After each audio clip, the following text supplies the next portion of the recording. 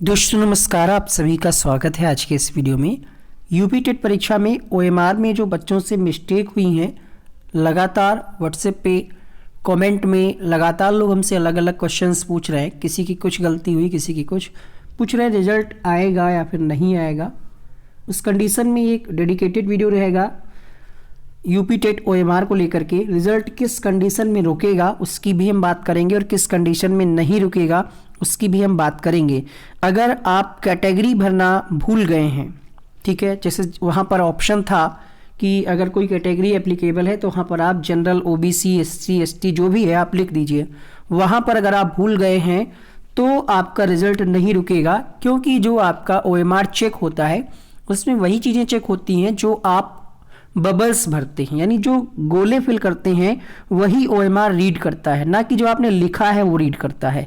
तो आपने जो फॉर्म भरते समय जो भी आपने कैटेगरी में आवेदन किया होगा, ठीक है, उसी के हिसाब से आपका रिजल्ट बनेगा। पासिंग मार्क्स की अगर हम बात करें, जनरल कैटेगरी के लिए 90 अंक लाना जरूरी होता है और अदर के लिए 82 यानी 82 अंक लाना होता है। तो आपने जो फॉर्म भरते समय जो भी कैटेगरी आपने फिल की थी उसी के हिसाब से आपका रिजल्ट बनेगा, तो इसके लिए आप परेशान मत होइए।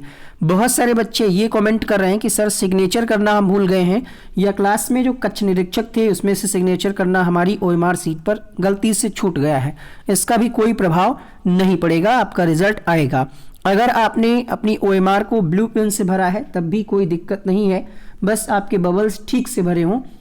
ब्लैक पेन थोड़ा सा रिकमेंड इसलिए किया जाता है क्योंकि उससे कह सकते हैं भरने में भी आपको आसानी रहती है और चेक करने में भी जो ओएमआर होती है, जो ओएमआर मशीन होती है चेक करने में, उसमें भी आसानी रहती है।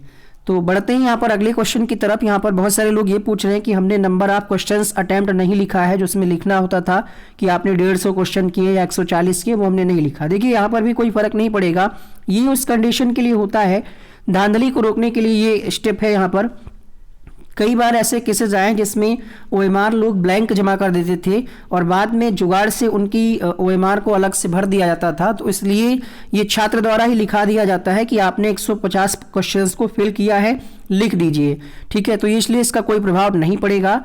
माता या पिता का नाम अगर आपने गलती से गलत लिख दिया है ओएमआर पर तो उसका भी कोई खास प्रभाव नहीं पड़ेगा, क्योंकि ये भी आपका जो डेटा आपने फॉर्म भरते समय जो डेटा आपने दिया था उसी के हिसाब से आपका रिजल्ट आएगा, ना कि जो आपने ओएमआर पर लिखा है उसके हिसाब से। रिजल्ट रुकेगा कब? जब आपने बुकलेट कोड को ही ना भरा हो, जैसे ABCD जो भी बुकलेट नंबर था, जब आप वही नहीं भरे हैं तो आप सोचिए किस आधार पे आपकी ओएमआर चेक होगी। तो इस कंडीशन में इनवैलिड रिजल्ट आएगा। 99% चांसेस हैं। 1% हम क्यों रोक रहे हैं यहाँ पर? क्योंकि कई बार ऐसा भी होता है, कुछ केसेस में, रेयर केसेस में, कि जो आपकी ओएमआर है, ठीक है, ओएमआर जो आपका ओएमआर क्रमांक होता है, जो बारकोड लगा होता है, जो आपसे फिल कराया गया होगा जब आपसे साइन करवाने और थंब लगवाने आए होंगे, तो जो वो नंबर होता है, जो पेपर में बुकलेट नंबर होता है वही आपका ओएमआर का बुकलेट नंबर होता है। तो अगर वो चाहें तो डेटा निकलवा करके आपकी ओएमआर चेक कर सकते हैं, बट इतना कोई करता नहीं है। इसीलिए हमने आपको बताया कि 99% चांसेस हैं, अगर आपने बुकलेट कोड नहीं भरा है ABCD तो आपका रिजल्ट रुक जाएगा, नहीं आएगा रिजल्ट। दूसरी कंडीशन में यहाँ पर आपका रिजल्ट कब रुकेगा? जब आपने रजिस्ट्रेशन नंबर और रोल नंबर दोनों में भरते, दोनों को मतलब गलत भर दिया हो तो आपका रिजल्ट रुक जाएगा। कहीं ना कहीं बबल्स को भरने में आपने रजिस्ट्रेशन नंबर में भी कोई एक ओएमआर गोला गलत भर दिया है और रोल नंबर में भी कोई 1-2 गोले गलत भर दिए, उस कंडीशन में आपका रिजल्ट रुक जाएगा। लेकिन अगर दोनों में से कोई एक बिल्कुल सही तरीके से भरा हुआ है तो आपका रिजल्ट आएगा। फिर से कह रहे हैं, रजिस्ट्रेशन नंबर, रोल नंबर दोनों में से अगर आपने कोई भी एक ठीक से पूरा भरा है, एक में अगर गलती हो गई है तो रिजल्ट आएगा, दोनों में से एक सही से अगर भरा है, ठीक है। फिर आपका यहाँ पर एक भाषा का ऑप्शन होगा, हिंदी, संस्कृत, सॉरी हिंदी तो कॉमन होता है, संस्कृत और उर्दू और आपका इंग्लिश, इसमें से अगर आपने नहीं भरा है तो उस कंडीशन में भी 2 केसेस बन सकते हैं, 2 चीज़ें आ सकती हैं। या तो आपका इनवैलिड रिजल्ट आएगा, या तो 4 सब्जेक्ट के नंबर काउंट करके आ सकते हैं आपके, यानी 4 सब्जेक्ट हिंदी, बाल विकास, EVS और मैथ, इनके नंबर आ सकते हैं। तो हो सकता है यहाँ पर अगर इन्हीं चारों में मिलाकर के आपके 90 या 82 बन रहे हैं तो शायद आप पास हो पाएँ, लेकिन ये पीएनपी पे ही डिपेंड करेगा कि वो किस तरीके से इसको कंसीडर करेंगे।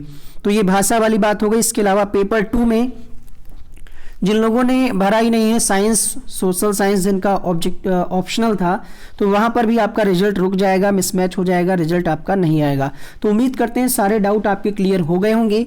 और इसके अलावा अगर कोई डाउट है तो आप कमेंट बॉक्स में लिखिएगा, कोशिश किया जाएगा कि उसका भी समाधान किया जाएगा। और जो लोग लगातार इन सारे क्वेश्चंस डाउट से परेशान थे उन तक इस वीडियो को शेयर कर दीजिएगा।